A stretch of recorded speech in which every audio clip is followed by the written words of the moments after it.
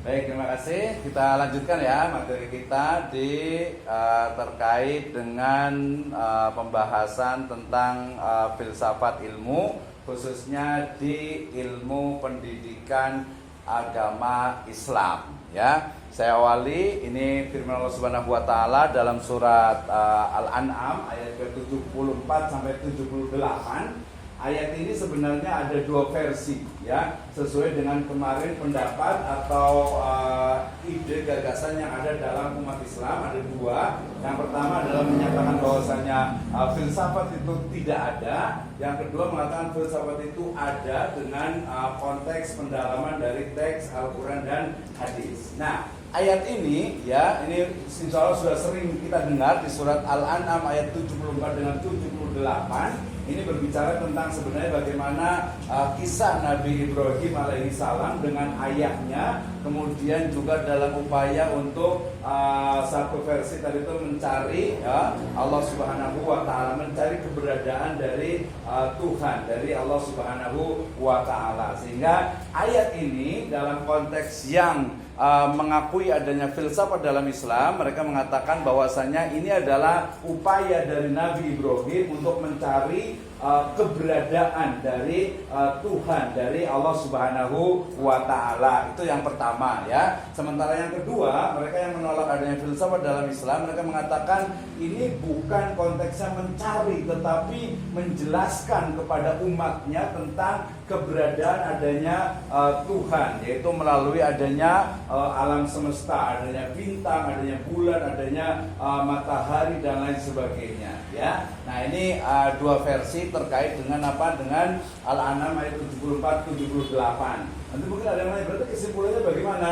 Nah, biasanya kalau dalam studi, kesimpulan itu akan dikembalikan kepada masing-masing yang membaca, yang menginterpretasikan, ya. Kalau saya lebih cenderung melihat bahwasanya ini memang konteksnya adalah dakwah Nabi Ibrahim, tetapi secara lebih luas lagi juga dikaitkan dengan kullu mauludin yuladu ala fitrah, ya. Jadi makna fitrah dalam konteks ini apakah juga terkait dengan ayat ini? Nah, kita kasih kontroversi di kita pertama, bahwasanya ketika bicara tentang kullu mauludin yuladu ala fitrah, bahwasanya al-fitrah di sini adalah maknanya setiap manusia yang lahir itu selalu sudah memiliki sifat fitrah, yaitu sifat untuk mengakui adanya keberadaan dari Allah Subhanahu Wa Taala. Tetapi kemudian ketika ada ayat ini, kok tiba-tiba Nabi Ibrahim itu masih mencari Tuhan, masih mencari Allah Subhanahu Wa Taala.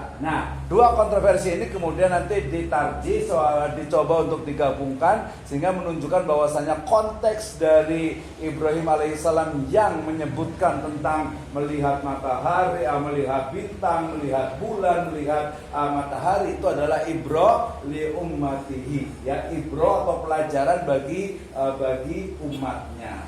Nah, ini menjadi hal yang menarik. Kenapa? Karena makna fitrah sendiri itu memang memiliki banyak sekali makna, gitu ya. Nanti ada lanjutannya kan, kullu mauludin yuladu ala fitrah fa abuwaihi yuhawidanihi au yunasiranihi au yumajisanihi. Nah, di situ sebenarnya bisa lebih luas lagi dalam konteks pendidikan, ya, makna fitrah di sini, gitu kan, ya. Oke, ya, ini sepertinya menjadi pembahasan, termasuk juga ini saya kaitkan dengan antara akal, kemudian juga wahyu dan juga hati. Jadi ada tiga elemen. Ya, yang pertama kita sebut saja kalau dalam perspektif Islam, pertama adalah wahyu dari Allah Subhanahu Wa Taala. Yang kedua adalah akal, cara berpikirnya. Kemudian yang ketiga itu adalah hati.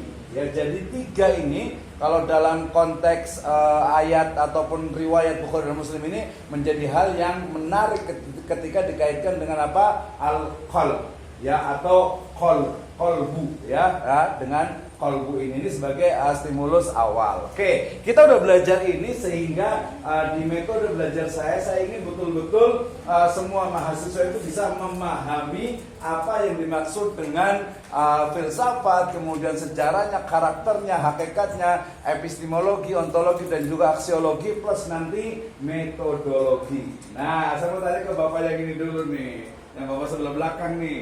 Ya, harus ditanya nih, walaupun sebenarnya agak apa ya namanya costly time ya. Biasanya itu dulu. Enggak lah, di belakang dulu biasanya. Ini gantian udah. Oke, filsafat itu apa? Rasa pengen tahu. Rasa ingin tahu, berarti bisa tentang rasa gitu ya. Oke, rasa ingin tahu. Kenapa ingin tahu? Kira-kira sesuatu yang harus kita cari. Dicari ya. Jadi filsafat itu ada dua. Pertama adalah sebagai ilmu, dan yang kedua adalah sebagai metode atau cara. Nah, serta yang sebelah sana. Filsafat itu apa sih?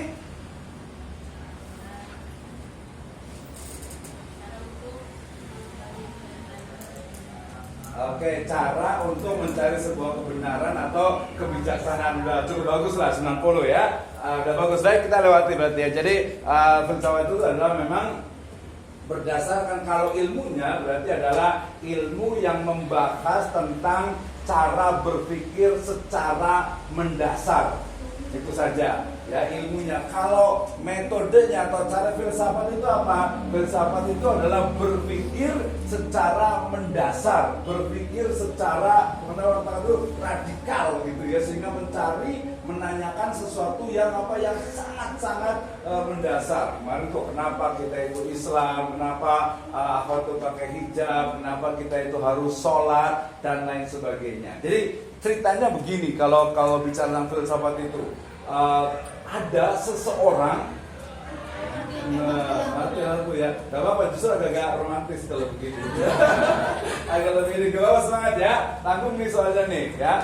Nah, jadi ceritanya begini, ada seseorang yang dia itu lahir, kemudian gak tahu dari mana, kemudian tiba-tiba membesar itu di sebuah pulau, tidak ada orang lain di situ.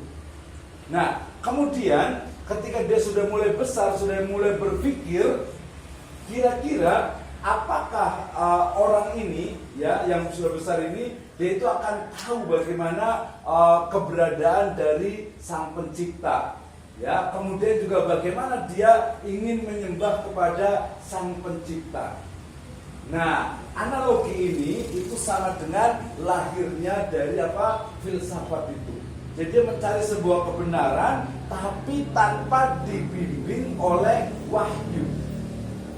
Ya, jadi ternyata makanya ada istilah itu istilahnya itu monoisme, ada dualisme, ada idealisme, gitu ya. Kemudian ada lagi apa? Ada yang tahu? Politeisme, agak beda dikit sih. Monoteisme, beda. Monoisme dengan ateisme, ateisme. Berarti ada tiga. Artinya apa ya? Ateisme. Jadi A itu tidak, T itu teo. Teo itu apa ya? Iya, teo itu agama atau Tuhan. Ya, isme itu berarti ideologi atau pemahaman. Nah, berarti ateisme adalah paham, ideologi, pemahaman yang meyakini tidak adanya Tuhan. Ateisme. Kalau monoisme, nanti di itu yang terakhir sebenarnya itu. Jadi satu keyakinan bahwa semua yang ada di dunia ini bersumber atau memiliki satu hakikat. Nah, tadi itu, jadi orang itu dia ada di sebuah pulau, dia nggak pernah belajar. Ya, syukur kita belajar nih, tahu adanya Allah Subhanahu Wa Taala, tahu cara beribadah. Kalau yang tidak tahu, mereka itu akan seperti apa caranya. Nah, itu muncul nanti pentingnya nanti apa yang disebut dengan filsafat kenabian. Ya, filsafat kenabian itu kenapa nabi itu harus ada? Ya, bagaimana nabi itu diproses? Ya, apalagi kalau melihat di YouTube itu perdebatan antara Muslim dengan Nasrani itu, kadang saya itu suka kesel gitu, makanya saya nggak pernah lihat gitu ya, agar nggak kesel gitu ya. Jadi sama juga tuh pekerjaan yang sangat sulit itu sebenarnya paling mudah itu adalah apa? Tidak dikerjakan gitu ya. Oke, kembali ke tadi.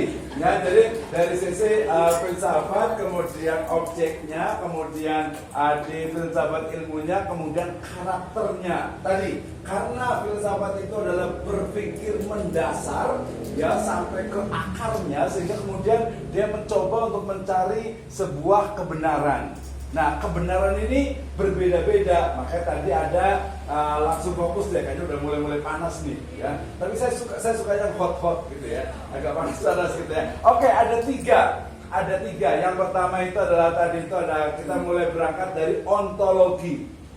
On atau ontos dengan logos. Ya, nanti saya share itunya. Ya, jadi logos itu ilmu, ontos itu ada keberadaannya. Misalnya nih, ya misalnya ini kelihatan ya, ini warnanya apa nih? Yang saya bilang itu, ini hitam, ya. Kemudian kalau ini warnanya apa nih?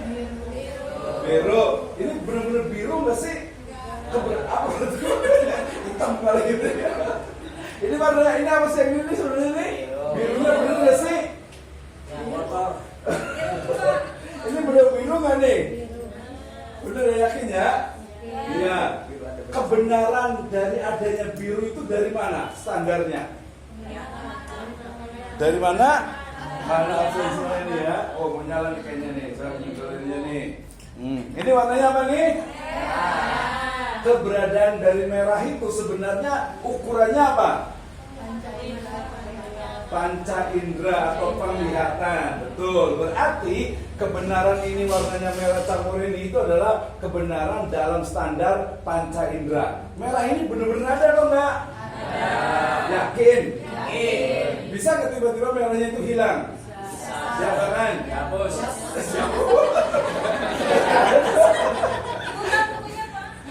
Oke, ada jadi putih nih ya. Ini betul putih ini. Kenapa putih? Tahu putih dari mana? Dari panca indera. Nah, kalau umpamanya pakai panca indera pun, yang merah ini misalnya kita letakkan di bawah mikroskop, kira-kira warnanya bisa ada nggak? Terus siapa bebe? Ini warna merah ini kemudian kita letakkan di bawah mikroskop, ya dilihat pakai mikroskop itu merahnya masih ada nggak? Masuk ada sih, hilanglah sudah nggak ada. Kecil. Kan di ini kan jadi merahnya itu udah jadi serat-serat udah nggak jelas gitu. Jangan banyak kumat. Ayat kumanya. Nah, maksud saya itu adalah salah satu dari sebuah sebuah kebenaran yang ternyata keberadaannya itu sangat-sangat dibatasi oleh panca indera. Ya kan? Makanya kemarin kita lihat bahwasanya bumi ini kan dia begitu besar gitu ya. Tapi kalau dibandingkan dengan tata surya itu dia sangat kecil, bahkan bisa dikatakan seperti debu. Berarti keberadaannya itu sangat relatif. Ya, keberadaannya itu sangat relatif, termasuk juga sebenarnya nanti keberadaan dari manusia. Jadi di pertama itu adalah di ontologi itu dia berbicara tentang apa? Tentang keberadaan dari sesuatu. Ya, misalnya nih, biasanya kalau tentang keberadaan ini tembok ini ya. Tembok ini yang keliling ini itu ada nggak sih dimensi lain yang memang nembus tembok ini? Astral. Ya betul. Jadi memang makhluk astral gitu ya, dia tidak tersekat oleh ruang dan waktu yang diciptakan oleh manusia. Ya kan? Sehingga kemudian kalau lihat tiba-tiba ada perempuan baju putih nembus gitu ya. Nah itu memang dimensinya itu dia berbeda. Sehingga kemudian itu benar nggak kira-kira keberadaannya ada nggak, yakin nggak? Yakin kan? Nah, yakin, sehingga kemudian keyakinannya itu bisa pakai apa keyakinannya? Keyakinannya itu sampai di mana? Keberadaan tadi, keberadaan dimensi lain. Iya, hantu lah kita bilang aja langsung gitu. Ya umpamanya tiba-tiba pas lagi malam gitu kan, jalan gitu. Bilangnya gimana tuh? Kok beli angpau?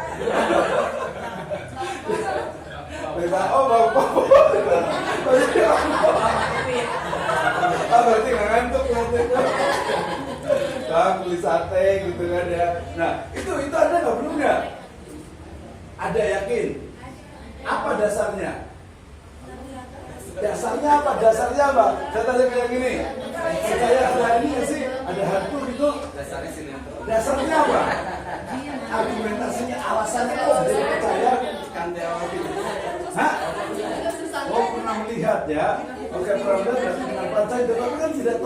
terus-terusan. Tidak secara terus-terusan, kira-kira gimana? Dia orang luar biasa Pak. Atau memang sering atau belum? Ya, kalau melihat sebenarnya bisa menjadi satu, tapi ingat teori ilmu mengatakan dia itu harus apa? Ada kebenaran yang berulang-ulang. Gitu ya. Kalau cuma satu kali nggak bisa. Gitu ya. Nah, hantu ngeliat hantu berapa kali? Ada yang mirip nggak? Cuma ini doang kita lihat. Kebayang-kebayang doang. Oh. Lihat dan lihat udah. Oh, kebayang doang gitu ya. Udah. Oke, ada yang bisa jawab nggak kira-kira? Adanya dimensi lain, adanya hantu. Ini bukan ngomongin hantu ya sebenarnya. Itu sebenarnya ada, tetapi dasarnya, argumentasinya, istilahnya itu reasonnya itu apa? Ustaz ini deh. Kalau saya hantu nggak percaya Pak. Oh, hantu kalau nggak jin saya percaya. Oke, beda hantu dengan jin apa ya? Oh beda. Oh, beda